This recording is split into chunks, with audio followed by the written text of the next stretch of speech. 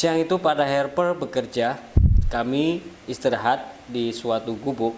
Kami adalah helper bego ekskavator yang pekerjaannya cuma menunggu, ngasih step oli kepada bego tersebut. Kami berbicara tentang gaji yang tidak pernah kunjung naik. Kami berempat, saya dan teman saya 3, namanya Lili, Dodi, dan Roy. Kami sudah lama menunggu temanku yang satu lagi yang namanya Edi. Kami sudah habis 4 teko es karena cuaca saat itu panas sekali dengan terik matahari yang sangat menyengat tubuh kami yang banyak bercucuran keringat. Datanglah teman kami yang bernama Edi. Dia menawarkan job tentang helper, tentang memberi harapan bahwa job dia lebih bagus. Dia tanya, kamu mau bekerja nggak? Ini ada apa? Ada pekerjaan bagus nih. Daripada pekerjaan yang kita lalui kayak gini, ada yang lebih bagus. Kerjaannya mantap coy. Ini upahnya gimana? Upahnya bisa nyampe 3 jutaan 1 bulan, 3 jutaan gitu. Beda yang sekarang saat ini kita dikasih upah cuma 2 juta, malah kurang. Teruslah kami komitmen untuk pindah ke job tadi. Pagi itu kami sudah mandi, jam 9 ya dianggap telat lah. Kami berempat menuju tempat teman saya Edi untuk menunjukkan tempat job tersebut dan memantapkan pekerjaan itu. Ternyata Edi nggak bisa ikut. Waktu itu, kenapa kamu nggak ikut coy? Nenek saya meninggal boy, saya nggak ikut boy. Ya udah, kayak mana ini jadi nggak kesana? Jadi gitu. Kami mantap pembicaraan kami untuk beralih menuju pekerjaan yang lebih baik. Kami jam 9 bergas, jadilah kami berangkat berempat. Edi nggak bisa berangkat karena sebelum kita berangkat kita cek dulu nomor teleponnya, kita telepon dulu nomor teleponnya. Bener nggak? Si Edi udah ngasih alamat, nomor telepon sama alamat. Dia udah ngasih nomor telepon dan alamat, dan kami cek dulu nomor teleponnya. Yang menjawab itu anak kecil boy, anak kecil, tapi anak kecilnya itu nggak ngerespon bahwa dia di telepon gitu. Anehnya gitu, anak kecil, kita telepon, yang angkat anak kecil dan anaknya kecil, suara anak kecil gitu. Kita berangkat, udah berangkat aja lah. Berangkat, terus sampai turun kita udah 5 jam di bis itu, 5 jam udah di bis itu kita turun. Kami sampai tujuan sekitar jam 4 sore. Kami di tempat tujuan sampai jam 4 sore. Kami terus berjalan memasuki tempat yang kami tuju. Katanya alamatnya di sini gitu. Oke, kita ikuti alamat itu sampai kita berjalan terus berempat itu, berjalan terus. Di suatu kita capek berjalan, nggak ada angkot, nggak ada sepeda motor, nggak ada ojek. Tempatnya jauh dari keramaian. Pemberhentian kami menemukan nenek tua yang dia menunjukkan tempat di mana tempat itu jalannya sangat kecil sekali untuk dilewati, hanya satu setapak, satu jalan gitu. Kecil, kita terus berjalan sampai capek kita, udah perbekalan kami sudah menipis. Jadi air itu udah orang berempat itu udah bergantian minum.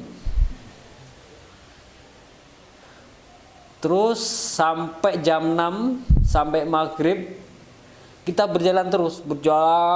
Nah ini yang anehnya itu, Kita berjalan terus sampai malam. Udah jam 9 malam, kita menyusuri terus. Kami menemukan suatu tempat yang kayaknya tidak asing bagi kami. Menemukan tempat ramai juga di situ. Ada pedesaan, ada pasar malam di situ. Di pasar malam itu kami udah meluapkan kecapean kami untuk makan, minum di situ. Semua makanan sudah disiapkan, ada ayam, ada kambing gulai, pokoknya di situ udah lengkap ini, melebihi pasar tradisional yang lain. Banyak sekali makanan, minuman, kopi, teh, banyak sekali di situ. Kami menghabiskan sekitar 3 jam di situ. Teman saya ada yang bilang ini pasar di tengah desa gitu loh, malam-malam gitu. Nah, teman yang lainnya pada sibuk pada mengisi perutnya masing-masing. Kami udah berpikir udahlah, ayo kita lanjutin perjalanan kita. Jadi kita berempat melanjutkan perjalanan kita. Udah boy, kita lanjut aja perjalanan kita ini. Ayo udahlah. Kamu udah makan macam-macam, kita lanjutin perjalanan kita. Oke lah, kita berempat melanjutkan perjalanan kita. Lanjut jalan terus sampai 1 jam itu. Bener malamnya itu benar-benar gelap sekali itu. Gelap lagi. Terus saya pikir ini mau kemana gitu loh. Kita udah jalan udah sejauh kayak gini gitu, mana nggak ada Google Map lagi. Aduh. Terus kami berencana balik lagi ke tempat semula, di mana tempat pasar malam itu berada. Karena anehnya kenapa kita nggak tanya orang di situ gitu loh. Bodoh kan, aneh gitu.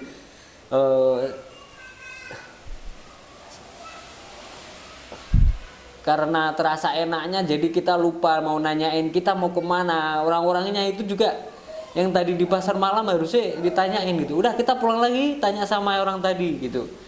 Kita balik lagi ke pasar malam itu. Balik lagi sekitar 3 kilo kalau nggak salah, ini perjalanan itu lama banget untuk menyusuri gitu. Oh ini tadi waktu kita kesini ya. Udah nyampe di situ, udah nyampe tempatnya itu bener-bener waktu itu tempatnya emang di situ gitu. Ternyata pasarnya hilang. Aneh gitu, pasarnya hilang coy. Malam pasar waktu itu udah jam 1 malam, hampir mau setengah 2. Gimana nih, semua pada takut, 4 orang itu udah takut. Udah kita duduk di sini, tidur di sini sampai pagi. Entah nggak mau, pokoknya kita duduk diam, kita duduk merem, udah tutup mata. Kita berempat itu saling dempet-dempetan gitu. Udah kita duduk merem, kita tidur aja pakai apa adanya, selimut apa sarung gitu kan. Posisi kayak gitu kan posisi waktu itu dingin sekali ya. Dingin, gak ada kadang-kadang teman satu ini gini, bikin api unggun. Gak usah bikin api unggun. Terus waktu itu kami berempat ketiduran.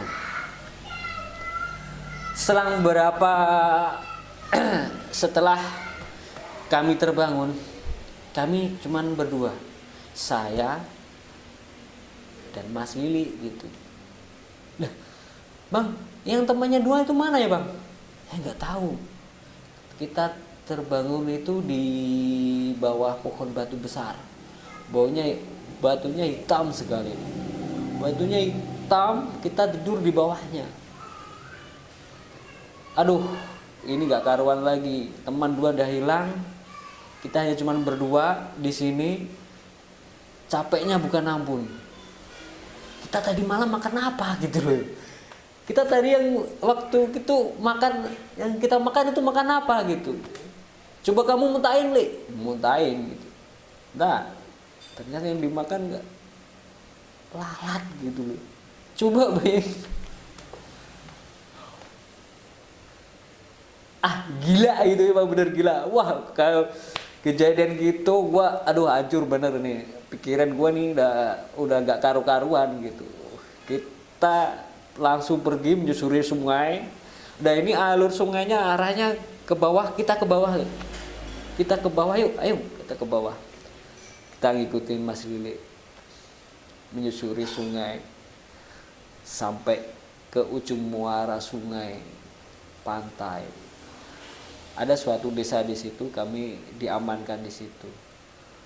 Teman yang lainnya sudah nggak tahu kejadian di mana itu. Nggak tahu dia di mana, dua yang temannya itu. Yang jelas ada maknanya di cerita kayak gini. Intinya kita tidak boleh membandingkan pekerjaan, meskipun pekerjaan itu mahal, meskipun pekerjaan itu sangat dihargai dengan harga murah, tapi lebih enak dan lebih nyata, real gitu, daripada pekerjaan yang menghargai kita dengan harga yang lebih mahal tapi job yang tidak benar gitu. Membandingkan pekerjaan, intinya gitu, membandingkan pekerjaan. Udah kejadian kayak gitu, kita diamankan warga. Jadi para helper beko eskavator, para helper yang suka menunggu, kadang-kala ada temannya dikasih pekerjaan yang lebih baik,